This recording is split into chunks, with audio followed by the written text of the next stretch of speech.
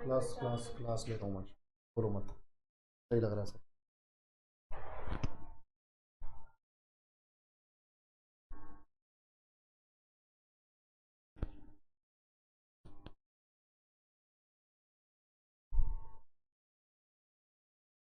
Good evening भाई लोग, कैसे हो आप सभी?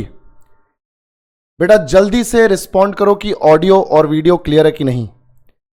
Ram Ram Loknath, Ram Ram. Good evening Mahendra, good evening.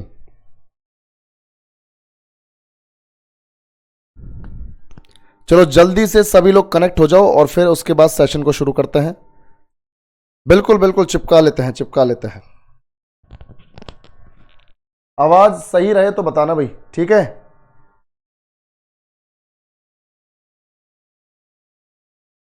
बिल्कुल बिल्कुल भाई, ये तो बहुत ज्यादा है। ठीक है, ये तो बहुत ज्यादा है। इसमें से तो कोई क्वेश्चन अटकना ही नहीं चाहिए तुम्हारा। चलो बढ़िया, आवाज ठीक आ रही है तो ठीक है, अगर कम आए तो बता देना, थोड़ा सा पास में रख लेंगे। चलो बढ़िया बढ़िया। सभी को नमस्कार, सभी को राधे राधे, जय श्री राम। चलो भाई शुरू करें। तो अपना अपना यहां पे फाउंडेशन में अभी चल रहा है दिल्ली सल्तनत, और ऑलरेडी हम दिल्ली सल्तनत की जो स्लेव डायनेस्टी है, जो मामलुक राजवंश है, जो इलबरी वंश है, उसके साथ हम शुरू कर चुके हैं। और ऑलरेडी हम 3 रूलर्स को पढ़ चुके हैं, कुतुबुद्दीन ऐबक, आराम शाह और उसके बाद इल्तुतमिश। ठीक है, अब इल्तुतमिश के बाद 2 और रह गए, आज उन दोनों को पढ़ेंगे और आज ये स्लेव डायनेस्टी खत्म कर, कल जो है खिलजी को निपटा देंगे एक ही बार में। ठीक है, तो स्लेव डायनेस्टी आज निपटा देते हैं फटाफट से। ज्यादा बड़ा सेशन नहीं होगा, पर यह कि सेशन आज ये वाला जो चैप्टर है खत्म हो जाएगा। तो यह है हमारा रजिया सुल्तान और गियासुद्दीन बलबन, इन दोनों के बारे में, रजिया सुल्तान और गियासुद्दीन बलबन के बारे में। ठीक है बच्चों, ध्यान से देखो। सभी को गुड इवनिंग, सभी को नमस्कार। अरे पीडीएफ पीडीएफ तो डलवा दिए हैं भाई यार, ये पीडीएफ कैसे नहीं मिलती तुम लोगों को यार?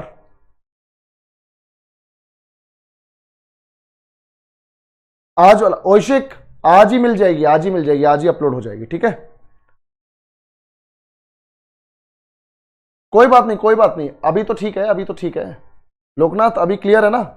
अभी तो मिसमैच नहीं हो रहा है। चलो शुरू करते हैं बिना किसी देरी के। तो बेटा देखो ध्यान से, कल हम लोगों ने देखा था कि मामलुक डायनेस्टी या गुलाम डायनेस्टी, यानी इलबरी यानी मामलुक, स्लेव यानी गुलाम, ये 1206 से 1290 तक रूल करते हैं, और 1290 के बाद आ जाते हैं 1320 तक के लिए, 1290 से 1320 के लिए आ जाते हैं खिलजी डायनेस्टी। तो फिलहाल हम लोग पढ़ रहे हैं गुलाम वंश, स्लेव डायनेस्टी, और इसमें ऑलरेडी हम लोगों ने कवर कर लिया है कुतुबुद्दीन ऐबक 1206 से 1210, आराम शाह 1210, देन इल्तुतमिश 1211 टू 1236, और आज हमारे पास है रजिया सुल्तान और गियासुद्दीन बलबन। ठीक है बच्चों, शुरू करते हैं।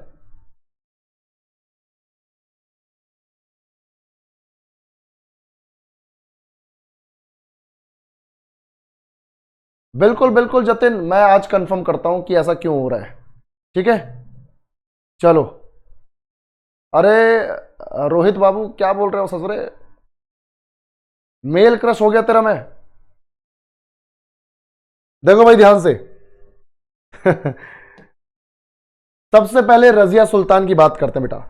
रजिया सुल्तान के बारे में सबसे पहले तो यह समझ लो कि हिंदुस्तान की, इंडिया की पहली और आखिरी, है ना भाई, ध्यान से सुनो, ध्यान से देखो, मध्यकालीन भारत की, हिंदुस्तान में भी मध्यकालीन भारत की पहली और आखिरी मुस्लिम महिला शासक थी वो। मध्यकालीन भारत में और कोई, यानी मेडिवल पीरियड में और कोई मुस्लिम शासक हुई ही नहीं। ठीक है, इसके बाद यही पहली थी और यही आखिरी। तो याद रखो बेटा, बहुत इंपॉर्टेंट फैक्ट है ये, कि ये मध्यकालीन भारत की, यानी कि मिडिवल इंडिया की first and last Muslim women ruler है। पहली और आखिरी महिला मुस्लिम शासक है। ठीक है, ये बहुत इंपॉर्टेंट फैक्ट है, तो याद रखना, मेडिवल इंडिया की पहली और आखिरी मुस्लिम महिला शासक। ठीक है, मुस्लिम विमेन रूलर है। अब एक चीज देखो, मुस्लिम रूलर तो है, फीमेल रूलर भी है, पर ऐसा हुआ क्योंकि इसको सुल्तान बनने की जरूरत पड़ी। इल्तुतमिश के तो 3 लौंडे भी थे, 3 बेटे भी थे उसके, पर वो तीनों के तीनों नल्ले थे। बहन जो है रजिया सुल्तान उनकी, वो ज्यादा कैपेबल थी, इसलिए इल्तुतमिश को लगा कि इन नल्लों के हाथ में अगर मैंने दिल्ली सौंप दी तो ये तो दिल्ली की ऐसी तैसी कर देंगे। तो रजिया सुल्तान को ही उसने सुल्तान बनाया, रजिया को ही सुल्तान बनाया इल्तुतमिश ने। और जब रजिया सुल्तान बनी तो इसने जो भी इसके विरोधी थे उनकी भाई ऐसी तैसी कर दी इसने, जो भी इसके विरोध में। क्योंकि देखो उस जमाने की सोसाइटी में, पेट्रियार्कल सोसाइटी में, ध्यान से देखो बेटा, thank you Jatin, thank you बच्चे। चलो बेटा देखो ध्यान से, बेटा नंबर नहीं मिल सकता, नंबर नहीं दे सकते, है ना, वो थोड़ा सा रेस्ट्रिक्शन है। चलो देखो सीन क्या है कि भाई जैसी ये रजिया जो है सुल्तान बनी तो पेट्रियार्कल सोसाइटी है, पितृसत्तात्मक व्यवस्था है, तो जो थोड़े से घटिया सोच के लोग थे, जिनको लगता था अरे यार औरत राज करेगी हमारे ऊपर, एक महिला शासन करेगी हमारे ऊपर, हम औरत के गुलाम बन के रहेंगे क्या, इस तरह की जो घटिया सोच वाले लोग थे उनसे ये बर्दाश्त नहीं हो रहा था। तो जहां जहां इसके अंडर जो जो एरिया था वहां पर ये हंगामे हुए कि भाई हम औरत के गुलाम नहीं बनेंगे, हमारे ऊपर औरत जो है हुक्म नहीं चलाएगी, ये औरत क्या चीज है, ये रजिया क्या चीज है। तो जहां जहां ऐसी बातें उठी रजिया ने सबको सेट कर दिया, रजिया ने सबको सेट कर दिया। रजिया ने मुल्तान, लाहौर और झांसी में हुए विद्रोहों को सफलतापूर्वक कुचल दिया। बोला तुम्हारी ऐसी की तैसी, सुल्तान तो मैं ही हूं। ठीक है भाई, तो मुल्तान, लाहौर और झांसी में हुए विद्रोहों को सफलतापूर्वक कुचल दिया। और एक इसका अपना मिनिस्टर था, एक इसका अपना मिनिस्टर, वो भी ज्यादा उछल रहा था, उसका नाम था निजाम उल मुल्क जुनैदी। भले पूरा नाम तुम्हें याद ना हो, जुनैदी याद रखो। जुनैदी बहुत उछल रहा था, जुनैदी बहुत ज्यादा उछल रहा था। रजिया ने इसको भी सेट किया, इसको भी सेट किया। वो ये भी देखो क्या कर रहा था, उसके सिंहासन पर बैठने का विरोध कर रहा था कि लेडी कैसे बैठ सकती है, कोई मर्द ही बैठेगा सिंहासन पे। ऐसा सेट किया कि दोबारा बोल ही नहीं पाया। इसके साथ युद्ध हुआ रजिया का और रजिया ने इसको हराया बुरी तरीके से। ठीक है, मारा नहीं, जिंदा छोड़ दिया। तो मुल्तान, लाहौर और झांसी, इन तीनों जगहों पर सफलतापूर्वक इसने विद्रोह को चल दिया। यह है भैया हमारी रजिया सुल्तान, देख रहे हो बे, रजिया सुल्तान। बिल्कुल बिल्कुल दिल जले अभी। वीरेंद्र सहवाग को कहा जाता है मुल्तान का सुल्तान, और यह है हमारी रजिया सुल्तान। और रजिया सुल्तान ने मुल्तान, मुल्तान यहां पर बेटा देखो, मुल्तान है यहां पर, मुल्तान का विद्रोह दबा दिया इसने, मुल्तान में जो लोग उछल रहे थे उनको सेट कर दिया। झांसी का विद्रोह सेट कर दिया, झांसी में जो इसके अंडर रहते थे, काम करते थे, वो उछल रहे थे ज्यादा, उनको सेट किया। और लाहौर में भी मामला सेट कर दिया एकदम। ठीक है, लाहौर में भी ज्यादा उछल रहे थे कुछ, उनको भी सेट कर दिया। ठीक है भाई, और जो जुनैदी ज्यादा उछल कूद कर रहा था इसी के दरबार में, उसको भी सेट किया। अब ध्यान से देखो उसने, अब अच्छा उस टाइम पे पर्दा सिस्टम था, उस टाइम पे पर्दा सिस्टम था। सब लोग इससे उम्मीद कर रहे थे कि भाई अब चलो ठीक है सुल्तान बन गई है तो कोई बात नहीं, पर ऐसा है इतने सारे लोग हैं, मिनिस्टर्स हैं, दरबारी हैं, तो भाई पर्दा रख के शासन करेगी, चेहरे पे पर्दा रखना पड़ेगा। इसने बोला भाई पर्दे की ऐसी की तैसी तुम्हारी, मैं हूं रजिया सुल्तान। पर्दा हटाया, पर्दे को साला ऐसी की तैसी तुम्हारी, मैं पर्दा रख के सुल्तानगिरी करूंगी यहां पे, मैं सुल्तान हूं, मैं कोई पर्दा नहीं रखने वाली। और इसने पूरा टाइम 4 साल शासन किया, इसने ज्यादा नहीं किया, 1236 से 1240, पर 4 साल ऐसे शासन किया कि आदमियों की हालत टाइट कर दी इसने। ठीक है भाई, आदमियों की हालत टाइट कर दी इसने। ठीक है भाई, तो पर्दा उठा दिया भाई उसने, महिला परिधान त्याग दिया, महिलाओं वाले कपड़े नहीं पहने जो सुल्तान पहनता था, जो लौंडे पहनते थे, जो सुल्तान पहनता था वो कपड़े पहने, आदमियों वाले कपड़े पहने इसने, महिलाओं के कपड़े त्याग दिए और चेहरे से पर्दा हटा के इसने जो है शासन किया है। ठीक है भाई, और ध्यान से देखो इसके बाद इसने क्या किया, अब जो लोग इसके वफादार थे, भाई ऑब्वियस सी बात है यार, जो वफादार होंगे हमें वो लोग पसंद आते हैं, है ना भाई। अब यार तुम लोग जो है, तुम लोग मेरे कंटेंट को पसंद कर रहे हो मान लो, तो मुझे तुम लोग अच्छे ही लगोगे ना। अब तुम मेरे कंटेंट को पसंद कर रहे हो और मैं तुम्हारी ऐसी तैसी किए जा रहा हूं, तुम्हें टॉनिक दिए जा रहा हूं रोज, ये अच्छा थोड़ी है। अगर तुम्हें मेरा पढ़ाया समझाना आ रहा है, एक तरीके से पढ़ाया हुआ समझ में आ रहा है, तो तुम लोग बोलोगे सर बढ़िया चल रहा है, कोई दिक्कत नहीं है, मुझे भी अच्छा लगेगा, चलो ठीक है यार, मेरी मेहनत जो है बर्बाद नहीं हो रही, बच्चों को समझ में आ रहा है, अच्छा लगेगा मुझे भी। तो जो लोग इसके साथ इसका साथ देते थे, अब वो इसके खास हैं, तो इसने सोचा कि यार जो मेरे सपोर्टर हैं, जो मेरे साथ हैं, क्यों ना उनका एक समूह बनाया जाए, एक ग्रुप बनाया जाए, है ना। जो इसके सपोर्टर हैं, जो इसके प्रति वफादार हैं, उनका मैं एक ग्रुप बनाती हूं। तो जो भी इसके मिनिस्टर थे, रईस थे, वफादार थे इसके, उन सबका एक समूह बनाने की इसने कोशिश की। और जो इसके पिताजी के टाइम से जो तुर्क लोग बड़ी बड़ी ऊंची ऊंची पोस्ट पर बैठे हुए थे, ऊंचे ऊंचे पदों पर बैठे हुए थे, तो जो काबिल है अब इसने उनको जगह देनी शुरू की। मतलब तुम तुर्क हो इसलिए तुम ऊंची गद्दी पर बैठोगे, ऊंची पोस्ट पर बैठोगे, अब ये जरूरी नहीं है। रजिया ने बोला साला जो केपेबल है, जिसमें क्षमता है, वो बैठेगा। ऐसा नहीं कि सुल्तान जी मैं तो तुर्क हूं, मेरे को एक बड़ी पोस्ट दे दो, ये तलवे चाटना बंद कर दो भाई। साफ साफ बोला इसने, बोला तलवे चाटने की जरूरत नहीं है, जो केपेबल है उसको पद मिलेगा। ठीक है भाई, सीधी बात। गुड इवनिंग बच्चों। तो जो गैर तुर्क लोग हैं अब उनको जगह मिलने लगी, ऊंची पोस्ट उनको मिलने लगी, क्योंकि वो केपेबल हैं। तो याकूत नाम का एक बंदा था भाई, याकूत नाम का एक बंदा था जो गैर तुर्क था, रजिया का खास आदमी था ये, रजिया इस पे पूरा भरोसा करती थी। तो ध्यान से देखो बेटा, रजिया ने याकूत पर भरोसा किया और याकूत को बना दिया अमीर आखुर, यानी जो घोड़ों वाला डिपार्टमेंट होता है ना, तबेला मान लो, तबेला, घोड़ों वाला जो डिपार्टमेंट है, घुड़सवारी वाला जो डिपार्टमेंट है, उसका हेड बना दिया इसको। अब सारे के सारे जो तुर्क नोबल्स हैं, जो तुर्क मिनिस्टर्स हैं, वो घबरा गए कि साला एक गैर तुर्क को इतनी बड़ा पद दे दिया, पूरा घुड़सवारी वाला जो डिपार्टमेंट है वो इसको संभाल दिया। तो लोगों ने इसके बारे में बातें बनानी चालू कर दी, अरे यार है इसका, अरे यार है, प्यार है इसका, इसलिए कर रही है ये सब इतना कुछ, वरना किसी गैर तुर्क को ये इतनी बड़ी पोस्ट देखी, अरे चक्कर चल रहा है भैया, चक्कर चल रहा है। इस तरह की बातें बनानी शुरू कर दी। हमारी सोसाइटी पहले से ऐसी, आज से थोड़ी है, ठीक है भाई, बिल्कुल। तो याकूत को अमीर आखुर के तौर पर नियुक्ति के कारण काफी विरोध हुआ इसका, रजिया का, ठीक है भाई। हाँ ध्यान से देखो बेटा। अच्छा एक चीज याद रखना, हाँ कोई भी ऐसा कमेंट नहीं होना चाहिए जो क्लास की जो डिग्निटी है उसकी ऐसी तैसी कर दे। मैं भी संभल के बोल रहा हूं, मैं भी कोई ऐसे गलत वर्ड बोलूंगा नहीं, कहीं तुम साला गाली गलौज पे आ जाओ, अरे सर जी इसकी ऐसी तैसी वैसी, ये सब नहीं करना, साला ब्लॉक हो जाओगे तुम लोग। हाँ ध्यान से देखो, अब ध्यान से देखो। तो अपने प्रति वफादार जो भी लोग थे उनका समूह बनाने की कोशिश कर रही थी, जो इसके प्रति वफादार थे, चाहे वो तुर्क है नहीं है, उनको ऊंची पोस्ट दे रही थी। याकूत को दे दिया, याकूत को उसका यार बना दिया लोगों ने। उसके बाद देखो अब क्या होता है, जब ये रजिया जब सुल्तान बनी ना, तो भटिंडा में, पंजाब में एक जगह है भटिंडा, तुमने सुना भी होगा, मैं यहां पे मार्क करता हूं, देखो यहां पे पंजाब में एक जगह है भटिंडा, ये। तो भटिंडा में क्या हुआ कि एक गवर्नर था, यानी रजिया सुल्तान के पिताजी ने भटिंडा में एक बंदे को गवर्नर बनाया हुआ था, अल्तूनिया। तो अल्तूनिया ने विद्रोह कर दिया कि मैं रजिया सुल्तान को सुल्तान नहीं मानता, रजिया की ऐसी की तैसी।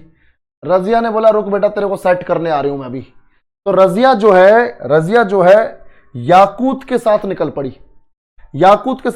भटिंडा में भयंकर विद्रोह हुआ।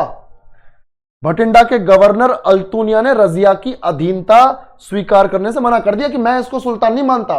भाई मैं लेडी के अंडर काम नहीं कर सकता, इसने साफ बोल दिया, मैं लेडी के अंडर काम नहीं कर सकता। घटिया सोच वाला है अल्तूनिया, ठीक है। इसने मना कर दिया कि मैं रजिया को सुल्तान नहीं मानता। अब रजिया ने प्लान बनाया, चल याकूत इसको सेट करके आते हैं। तो रजिया जो है याकूत के साथ अल्तूनिया के विरुद्ध चढ़ाई कर देती है। अल्तूनिया से लड़ने चली गई याकूत के साथ अपनी फौज लेकर, ठीक है भाई। ध्यान से देखो, बिल्कुल बिंदन, वेरी गुड, ध्यान से देखो। अब इसके बाद क्या होता है, कि जैसे ही ये अल्तुनिया के पास पहुंचे, रजिया और याकूत, अल्तुनिया ने याकूत की पकड़ के मुंडी मरोड़ दी। समझ रहे हो भाई? याकूत का मर्डर कर दिया अल्तुनिया ने, वो इतने गुस्से में था, और रजिया को कर लिया कैद। ध्यान से देखो, however Altunia murdered Yaqut and imprisoned Razia. Subsequently Razia married Altunia and both of them marched towards Delhi. अब देखो ये क्या सीन, ये तो कहानी पलट गई भाई। हालांकि अल्तुनिया ने याकूत की हत्या कर दी, याकूत के साथ ही गई थी, और रजिया को माफ कर दिया और रजिया को कैद कर दिया। अब रजिया को लगा कि अगर मुझे अल्तुनिया से बचना है, दिल्ली वापस जाना है, तो मेरे पास एक ही प्लान है, अल्तुनिया को अपने प्यार में फंसा लूं। तो रजिया ने अल्तुनिया को अपने प्यार में फंसा लिया और याते बिहार रचा लियो भैया, है ना भैया? शादी कर ली, इससे शादी कर ली, बिल्कुल। रजिया गुंडों में फंस गई। अब गुंडों से बचने के लिए रजिया गुंडों से ही ब्याह कर रही है। ठीक है भैया, ध्यान से देखो, रजिया ने शादी कर ली अल्तुनिया से, और शादी के बाद अल्तुनिया को लग रहा है चलो ससुराल के मजे लेके आए, जरा दिल्ली चलते हैं, बीवी के साथ दिल्ली घूम के आते हैं। तो भाई साहब जो है रजिया के साथ जो है दिल्ली की ओर निकले हैं, और रजिया और अल्तुनिया से लोग इतने परेशान थे, कुछ लोग इनको एक्सेप्ट नहीं कर पा रहे थे। तो हमारे 1240 में रजिया जो है एक षड्यंत्र का शिकार हो गई। कैसे? हरियाणा में एक जगह है कैथल, हरियाणा में बच्चों एक जगह है कैथल, हरियाणा में यहां पर कैथल है।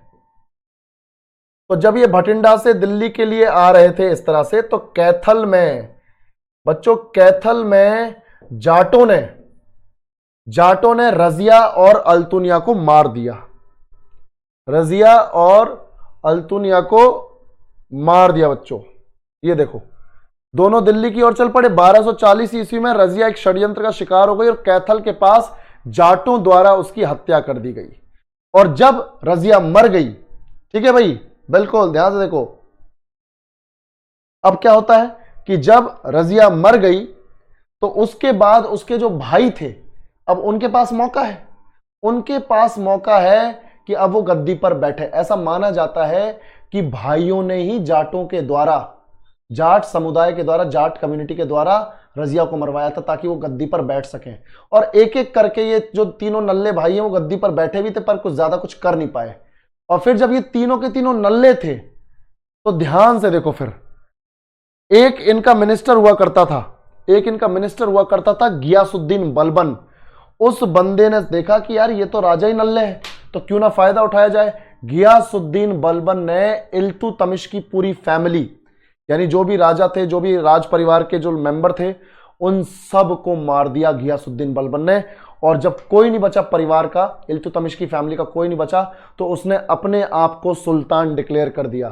सो Balban ascended the throne in 1265 after killing all members of Iltutmish family.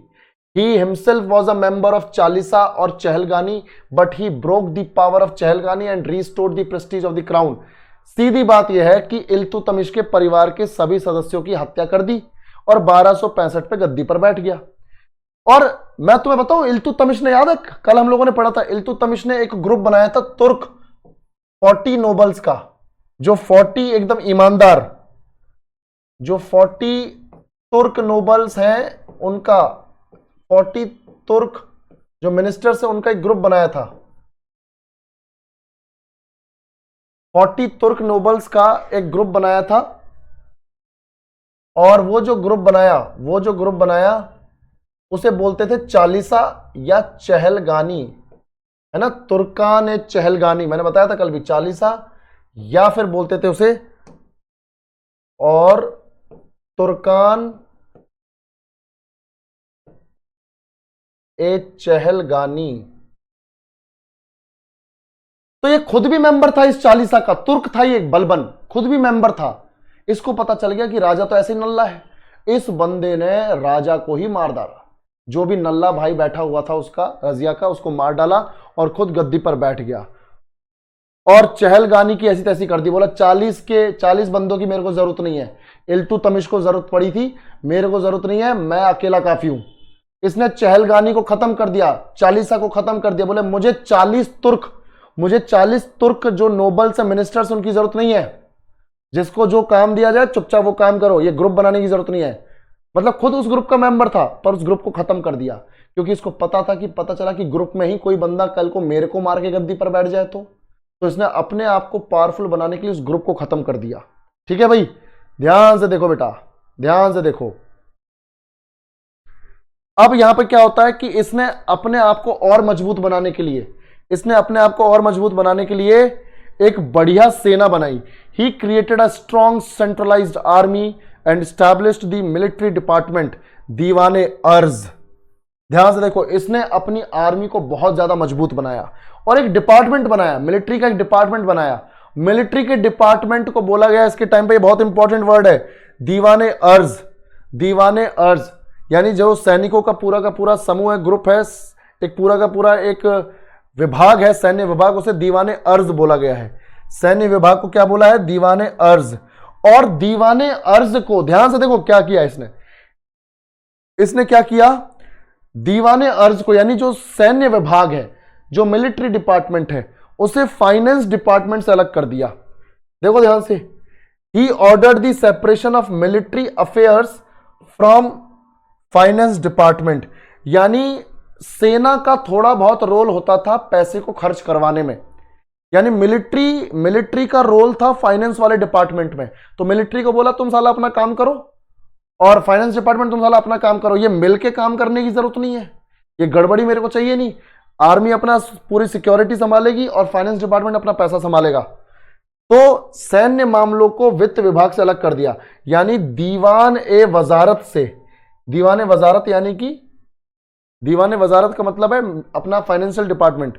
तो मिलिट्री डिपार्टमेंट यानी दीवाने अर्ज को दीवाने वजारत से अलग कर दिया गया। ठीक है, और इसने कई सारे जासूस भी इसने अपॉइंट कर रखे थे जो इसको खबर देते रहते थे, क्योंकि जब खुद ने ही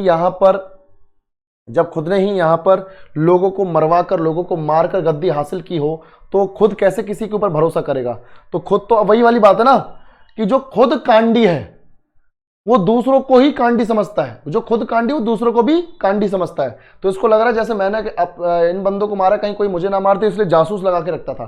तो इसके पास स्पाइज हुआ करते थे। He also appointed spies. ठीक है, जासूस इसने अपॉइंट कर रखे थे।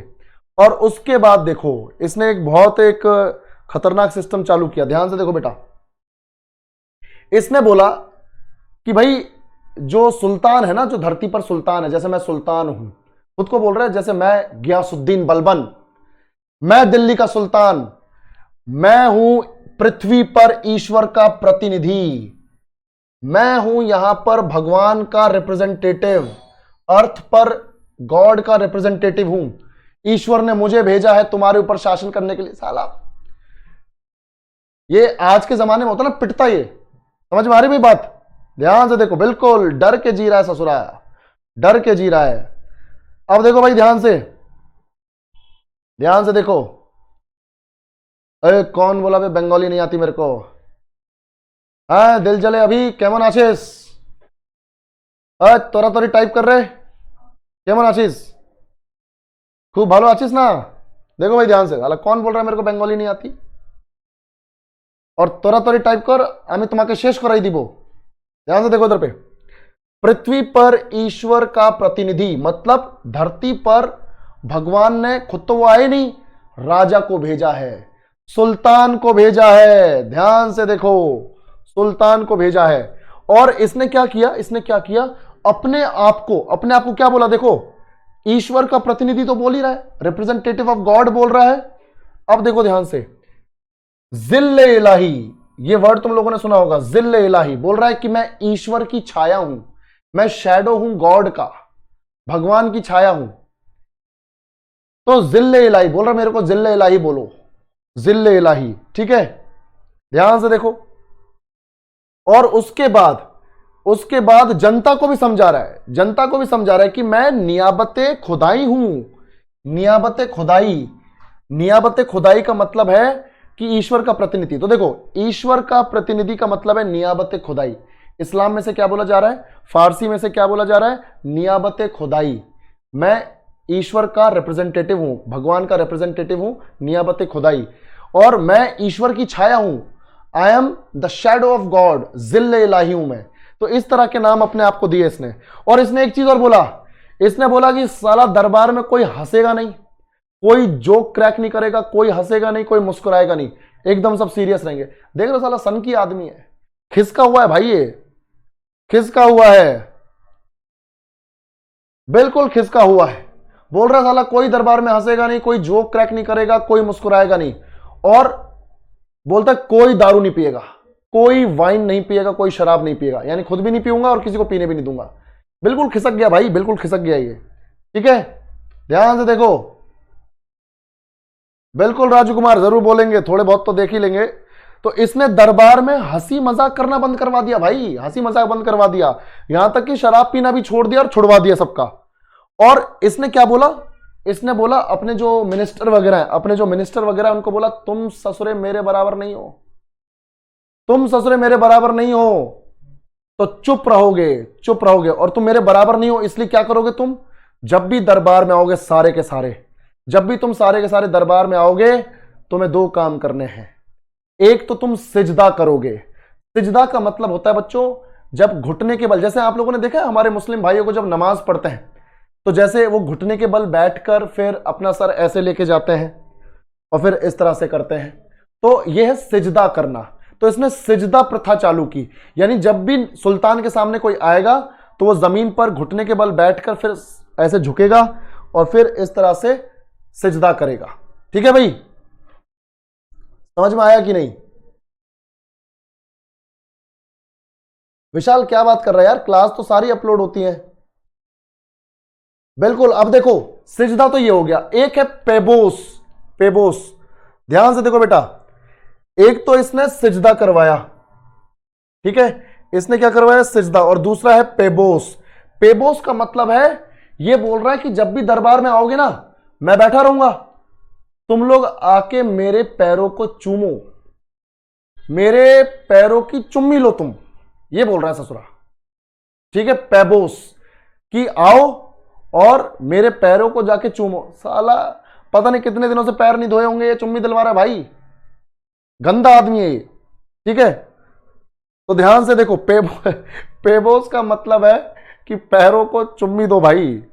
देखो कि कितने बुरे दिन आ गए। तो सिजदा मतलब समझ में आ गया ना, सिजदा घुटने के बल झुकना और फिर ऐसे करके सिजदा करना, ये सिजदा है। और पेबोस पूरा लेट कर पैरों की चुम्मी लेना। ठीक है, जैसे तो सुल्तान नहीं ससुरा गर्लफ्रेंड हो गया है। ठीक है भाई, बिल्कुल खुद को महापुरुष समझ रहा है। ठीक है भाई, ये क्या सीन है, वो प्रणाम नहीं करवा रहा है ना भाई, प्रणाम नहीं करवा रहा है ये उनको बता रहा है कि तुम्हारी जगह मेरे पैरों में है। अपने नोबल्स को बता रहा है, अपने मिनिस्टर्स को बता रहा है तुम्हारी औकात मेरे पैरों में है, इसलिए ऐसा कर रहा है, ताकि कोई अपने आप को ज्यादा बड़ा ना समझे और इससे पंगा ना ले। और अब एक चीज और देखो, बलबन ने नौरोज का त्योहार भी चालू किया। नौरोज का मतलब क्या होता है, पर्शियन कैलेंडर के हिसाब से जो न्यू ईयर होता है ना, वो 21 मार्च के आसपास आता है। पर्शियन कैलेंडर के हिसाब से जो न्यू ईयर आता है उसे बोलते हैं नौरोज। क्या बोलते हैं, नौरोज। नौरोज का मतलब new year in Persian calendar, new year. और ये मॉडर्न डे कैलेंडर जो हम लोग यूज करते हैं उसके हिसाब से 21 मार्च के आसपास आता है। तो पर्शियन न्यू ईयर 21 मार्च। तो इसने नौरोज शुरू किया, यानी पर्शियन न्यू ईयर शुरू किया सेलिब्रेट करना। And he adopted the policy of blood and iron. Blood and iron की पॉलिसी क्या है, लोह एवं रक्त की पॉलिसी, कि जो भी मेरे अगेंस्ट जाएगा ससुरा कटेगा, वो जो भी मेरे अगेंस्ट जाएगा वो कटेगा। ठीक है भाई विशाल, कोई बात नहीं, मैं गौरव जी से बात करता हूं कि वीडियोस अपलोड हो रही है कि नहीं हो रही है, क्या सीन है, मुझे भी एक्सेस दे, मैं भी देखता हूं जरा अपलोड हो रही है कि नहीं। बिल्कुल राजू, पेबोस का मतलब प्रणाम करना होता है, पर साथ में पैरों को चूमना भी है भाई। हम पढ़े हैं, सिविल्स की तैयारी की है तो हम पढ़े हैं बाबू। ठीक है, चलो। बिंदन बोल रहा है कि सर चाहता क्या है वो, वही चाहता है कि तुम सब ससुरे मेरे नीचे रहो, कोई मेरे से ऊपर नहीं जाएगा, ठीक है। और दूसरा, he was a patron of Persian literature, तो फारसी साहित्य यानी पर्शियन लिटरेचर को इसने काफी ज्यादा सपोर्ट किया, संरक्षित किया। और अमीर खुसरो पर इसका बहुत ही बड़ा एक तरीके से मान के चलो ध्यान था, अच्छा खासा प्यार लुटाया है इसने अमीर खुसरो पर। यह है अमीर खुसरो, राइटर है, ठीक है। हमारा ग्रिगोरियन, बिल्कुल हमारा ये जो क्रिश्चियनिटी ने शुरू किया ना ग्रिगोरियन कैलेंडर, वही है, बिल्कुल बिल्कुल लोकनाथ, ग्रिगोरियन, ठीक है। तो इस तरीके से यहां पर देखो, अब बलबन तो मर गया ससुरा, ये सब कांड करके 1286 में मर गया, और इसका बेटा भी मर गया था। फिर इसका जो पोता है कैकुबाद, बलबन का पोता कैकुबाद जो है वो गद्दी पर बिठाया गया। बलबन के बाद उसका जो पोता है कैकुबाद, उसको फखरुद्दीन ने गद्दी पर बिठाया। फखरुद्दीन जो है बलबन का थोड़ा खास आदमी हुआ करता था, तो बलबन के मरने के बाद फखरुद्दीन ने उसके पोते को गद्दी पर बिठाया। लेकिन कैकुबाद को खिलजियों ने मार डाला और खिलजी डायनेस्टी स्टैब्लिश हो गई। अब खिलजी के बारे में बच्चों कल पढ़ेंगे, इतना समझ में आया तो रिस्पॉन्ड करो। बिल्कुल बिल्कुल पीयूष, बिल्कुल फेस्टिवल ऑफ नवरोज जो है इंपॉर्टेंट है बेटा, क्वेश्चन के थ्रू करेंगे तो थ्योरी नहीं हो पाएगी, ठीक है। और इनके बेसिस पे क्वेश्चंस जो है तुम्हारे सामने अभी आ जाएंगे थोड़े दिनों में, ठीक है, डोंट वरी। तो ये इस तरीके से और मेडिवल हिस्ट्री में उस तरह से हो ही नहीं पाता, मॉडर्न हिस्ट्री में हो पाता है, वहां कहानी है पूरी, एक ही कहानी है वहां पे। यहां पे एक कहानी नहीं है, यहां पर अलग अलग कहानियां हैं, इसलिए यहां पे दिक्कत आती है, ठीक है। चलो, तो आज के लिए हमारा सेशन यही खत्म होता है। कल मिलते हैं बच्चों सेम टाइम पर, और कल पढ़ेंगे खिलजी डायनेस्टी, कल ही खत्म कर देंगे, ठीक है। चलो, take care, bye bye, good night.